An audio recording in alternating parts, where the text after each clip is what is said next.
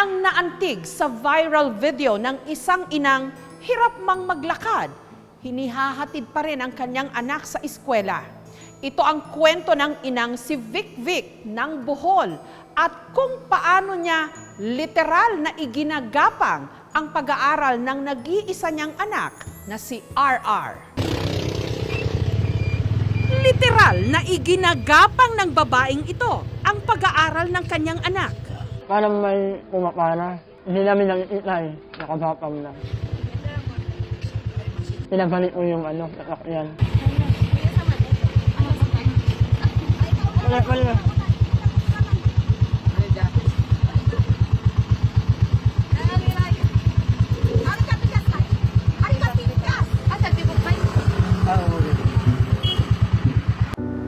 Sa Gindulman sa Bohol, araw-araw ganito ang ginagawa ni Vic Vic at ng 5 taong gulang niyang anak na si RR. Hindi normal ang binti ni Vic Vic kaya hirap siyang makalakad. Ang kanyang mga kamay ang nagsisilbi niyang mga paa. Patay ka talipsik.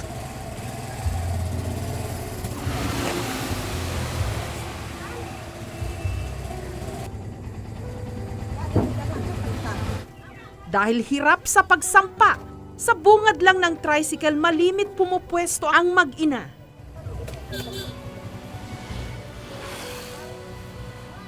Pag-eskwela, ako, sakay may pinikab, pinangga ko ni Jaka Adjo. Isag na si dahilan at ihatod gihapon ko ni Ja. Pagpara ni kay ladyo naman di arang namong apa sa pedikab.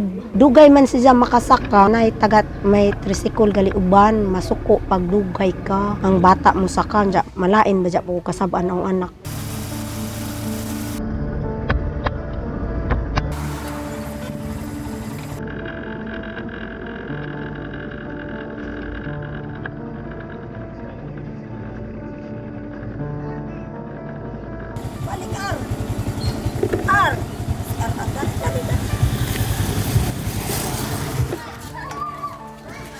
Pagdating ng eskwela, kailangan namang umakyat ni Vic Vic sa hagdan na may 20 baitang.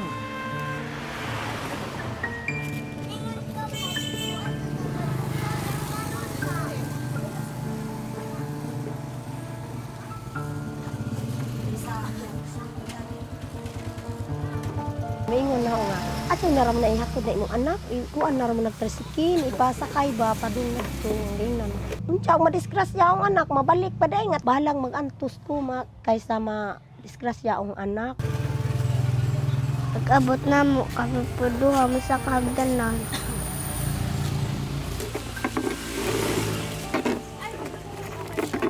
Masud na kog una, hindi ko dun si Jaan to.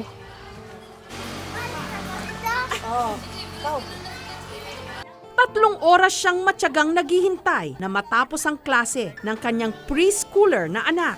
Malipay na raman po ko kay lambing man si Jack. Ug oras nga na batiw ng anak, mag-apo chukos Ginoo nga di jud ni Jack paun.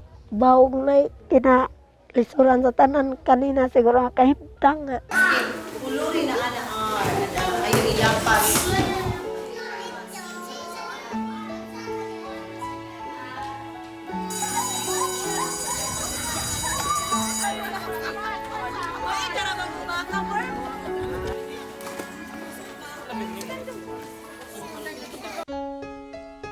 Pag-uwi ng bahay, naghahanda na si Vic Vic ng kanilang pananghalian. Madi ko maglisod ba inag ka ng manghugas ko, magluto, sudan kay ug habog ko no maglisod ko. Sa sahig lang siya nagluluto. At kumakain. Kaura. Kasa na rin anak.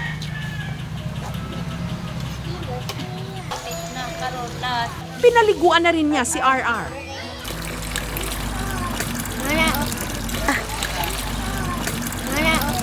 At tinuruan ng takdang aralin. Wow, naman gurigo, kay upaw na na. Ik matapos na kag-school, unsa man imong gusto na work? Pulis. Huwag na yung masod sa bay. Ang hundak gihapon. Mamunta ang pangarap ni aral ka na untang makaman sa eskwela. Kung makapili ako, di ko jud ko musugot og disable kay ngano kinaga jud lisuran kana magkuan maghatod ko sa akong anak. Normal naman daw ipinanganak si Vic Vic, pero nung mag-iisang taong gulang na siya, itinulak daw siya ng kanyang pinsan sa hagdan. Sa hagdan dusik ang kaingon jud ang amahan nga mamatay ko kay nganong uray mulihok na ngano. Mula noon, hindi na siya maayos na nakakalakad at naging tampulan pa ng tukso. Sakit. Gusto ka mahalin ayaw na nila. Okay ka ng mga to ko kasada kasabaan ko. 50-50 imong kinabuhi pag disable ka. Mura kag lisod. Niingon ang amahan nga, adyaw na ramang eskwela. Kung saan man ako, pagkabuhi ugwa na ka. Mo tong eskwela ko.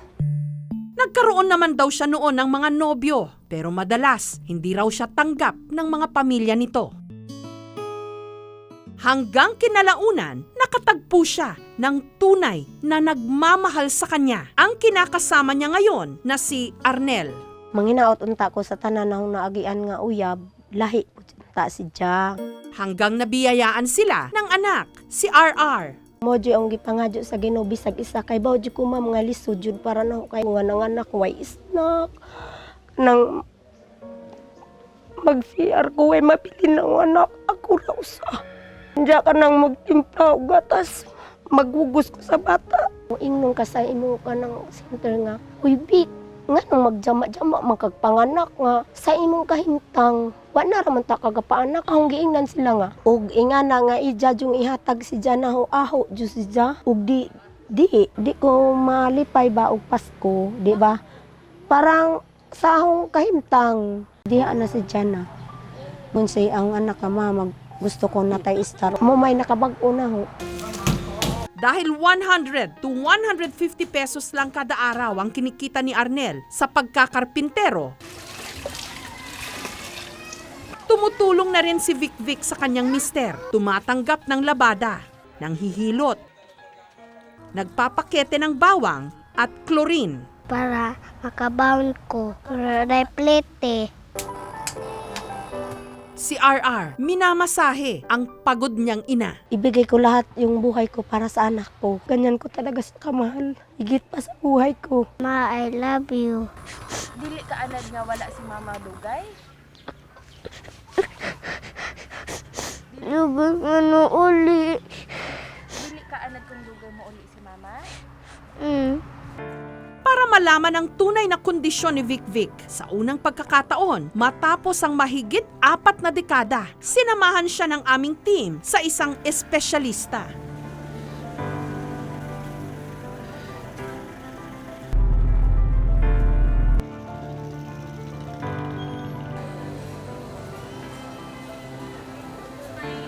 Diri sakit imong diri? Dani na. Diri dapit.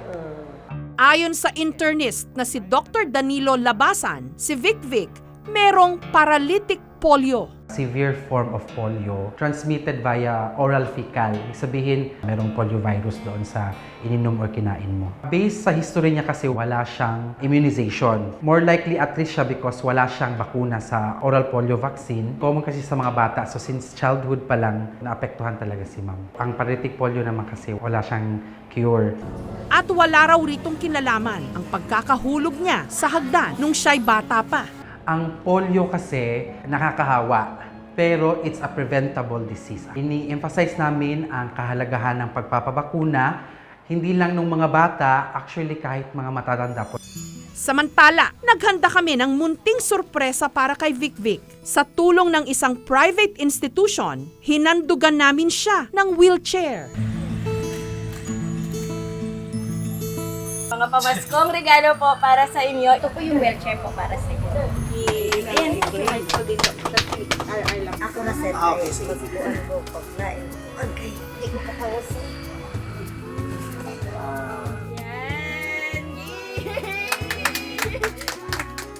Nalipay ko na ko. Nanan ako yung wheelchair na yan. Ako maglisod. Iska. Nalipay ko. At upang hindi na niya problemahin pa ang pag-aaral ng kanyang anak, binigyan siya ng scholarship ng provincial government ng Bohol, pati na ng munisipyo ng Gindulman. Sagot na nila ang pag-aaral ni RR ng high school at college. Sa tanan nga ni tabang na ho, salamat sa adjog dako. Kay tiguwang naman ko, hinanaho kaya mang lapa. Munang manikamot ko kay para di po siya pa maparehan na hong mamngaway grado gali.